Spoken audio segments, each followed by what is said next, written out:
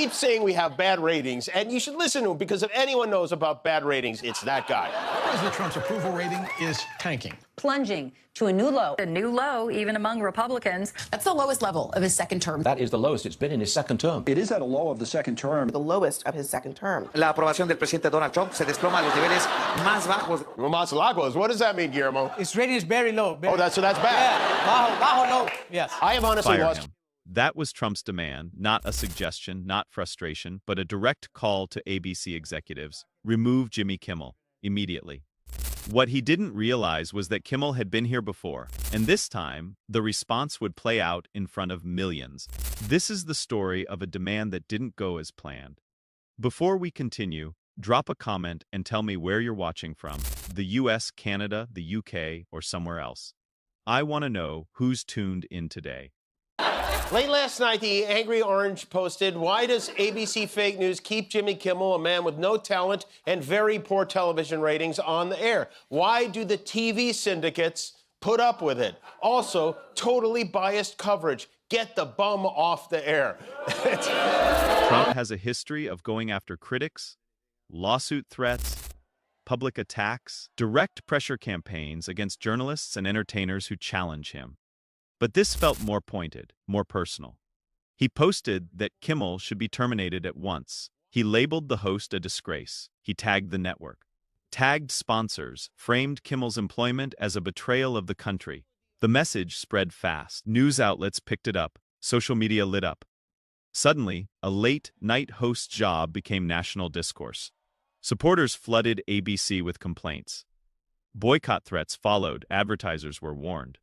The pressure was deliberate, the strategy was visible, and everyone waited to see if the network would bend. For 24 hours, Kimmel said nothing. No social posts, no press statements, no defensive interviews, just silence. Some assumed fear.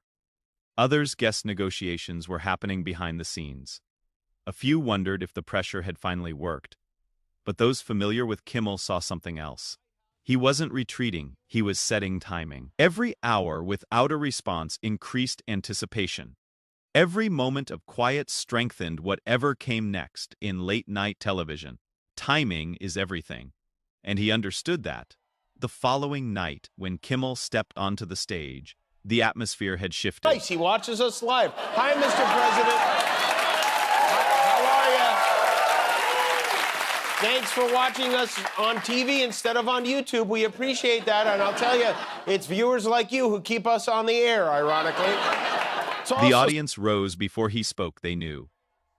He smiled, not uneasy, but composed. He began by reading Trump's demand, word for word, the insults, the call for termination. He delivered it like a scripted monologue, pausing just enough for the absurdity to register. Laughter rolled through the room.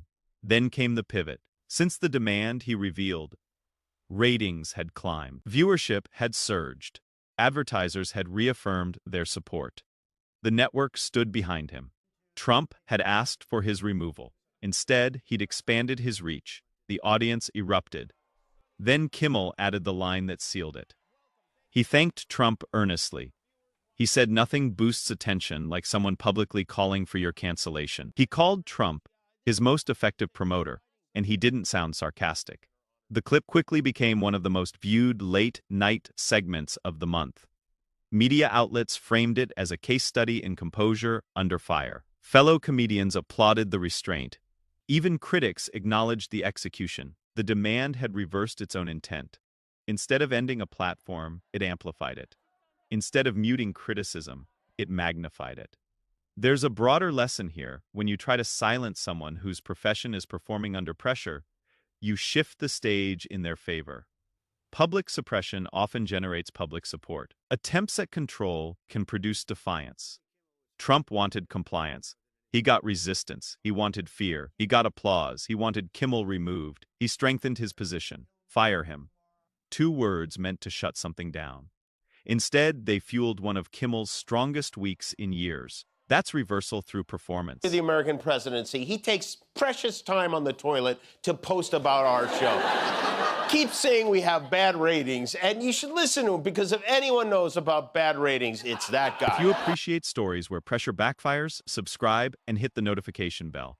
More moments like this are coming.